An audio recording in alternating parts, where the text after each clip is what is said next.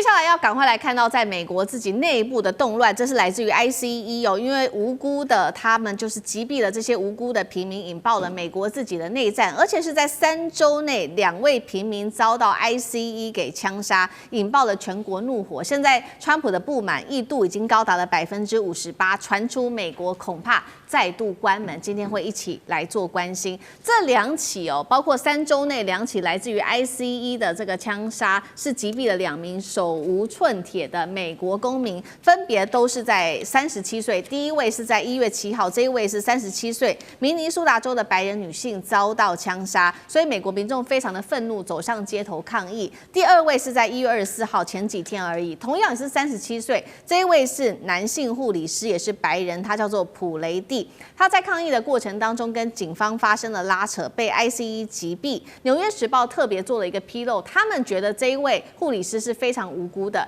原因是因为他当时被警察扑在地上的时候，手上他拿的是手机，并不是任何的武器。被压制8秒的时候，特工才大喊说他手上有枪，但是呢，随后2、3名特工在5秒内又持续对他开了10枪。这画面在网络上曝光之后，引爆了全美的怒火，数千名来自于这个明尼苏达州的民众在零下22度的低温当中走上街头抗议，要求 ICE 滚出社区。然而，我们来看到的是，川普不但不忽视这一些声音，还直接在他的社群上面痛批民主党，说他们拒绝和 ICE 合作，庇护这一些治理民主党治理庇护这些城市和州，拒绝和 ICE 合作。他们还鼓励左翼的政治煽动者，非法阻碍我们对最恶劣之人的逮捕行动。传出川普现在还要考虑动用叛乱法，强化 ICE 的执法力道。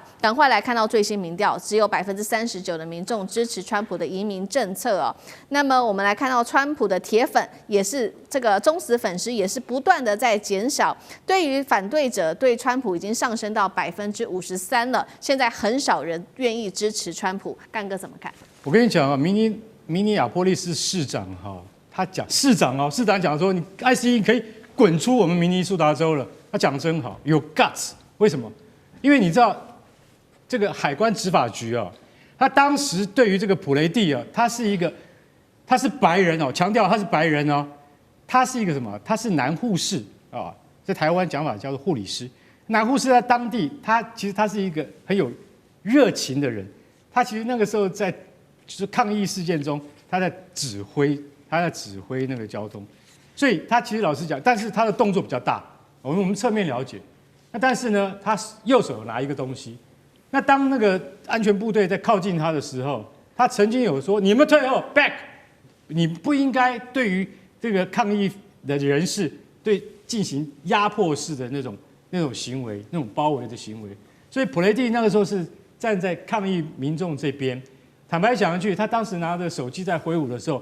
安全部队，我跟各位讲哈，不管是 FBI 啊，或者是 DEA 啊，美国缉毒局或者联邦调查局，那标准的作业就一定是一起喊 free 就是什么？就是不要动啊。然后如果你手上有任何东西的话，他们就会讲 drop your weapon， 把你的手上的武器丢掉。你的手机也是武器。drop your weapon， 如果你有任何武器，你通通要从手上丢掉。如果没有的话，他们就有执法开枪的合法性，就说美国国内的法律就是这样，就说当他们认为这是紧急事件，已经威胁到干员的生命的时候，他们就可以直接执法了。它不像有很多国家只能够用催泪瓦斯或是子弹，当然在这个过程之中，他们还是用了很多催泪瓦斯。在这种情况底下，普雷蒂就真的被打死了。然后现在。ICE 在他身上说：“我们查到了9厘米的克鲁格手枪啊，那这个是他身上的。但是我们承认普雷蒂他有用枪执照，这个东西到了法院还可以拖很久。我现在先跟各位讲，除了这件跟上次大家知道那个三宝妈古德之外，已经死了2个人，还有6个人在 ICE 的这个就是他们的执法过程之中死在拘留所里面。川普，你要怎么解释？”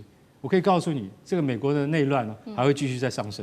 好，这个是普雷蒂之死哦，引爆了民众走上街头。那其实非常多的政治人物，知名的政治人物跟这个影视界的人物也出来做了抗议。我们先来看到，包括了前总统奥巴马发文说，美国价值正受到攻击警讯，令人心碎的是这是美国人的警钟。克林顿也呼吁民众挺身而出哦。娜塔莉波曼则是说呢，谴责 ICE 是人性最恶劣的行径。多位民主党的参议员也强势的表态，反对 ICE 及相关的拨款法案。如果法案卡关，美国联邦可能再度的面临关门危机吗？大师怎么看？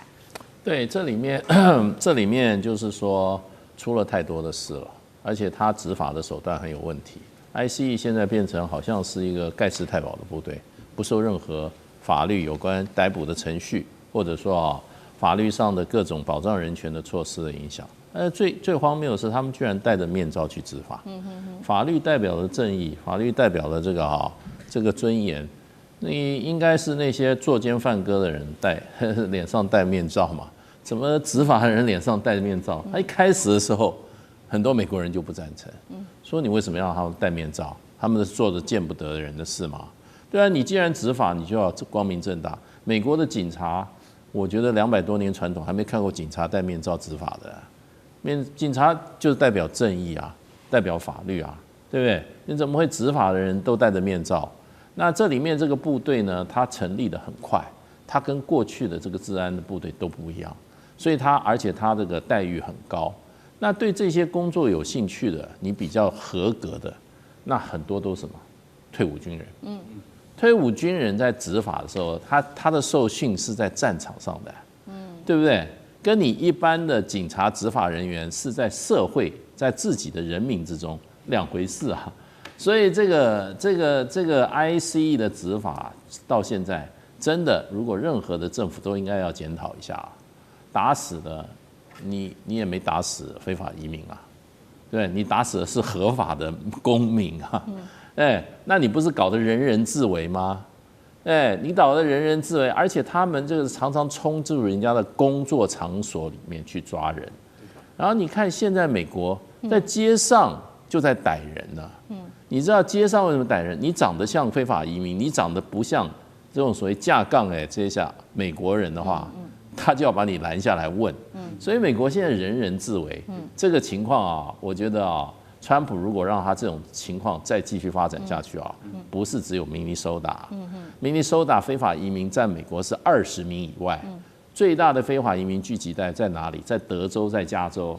哎呀，那些要动起来的话，那川普可能这个政权可能都招架不住。是，川普现在要头痛，那美国有没有可能引爆内战呢？上志哥又怎么看？就是要到内战这个还是要很激烈，主要是要武器了。虽然美国枪支没有管制，不过我们现在来看，我倒觉得现在对于川普的影响还是有比如说这2天他突然就是说宣布要对韩国又加税，那这个东西的突然性没有前面的一个逻辑因果，有可能就是包括这个国内那么多这种麻烦事情。要知道国际上有很多事情，国内好多事情，但是国内的这种体感温度跟直接的冲击，对任何的所谓领导人都是更直接的。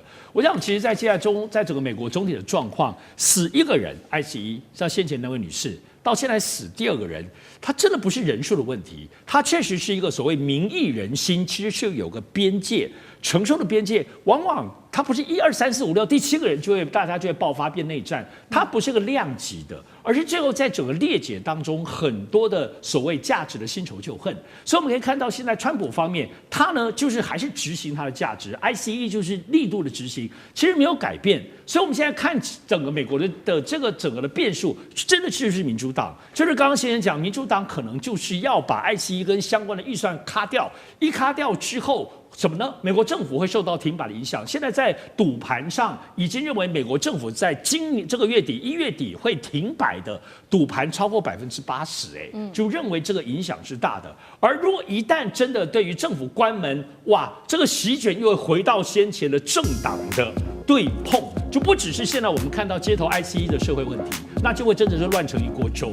但我觉得对于商人的个性来讲，我认为川普虽然很强悍，但是商人就是要稳定才能赚钱。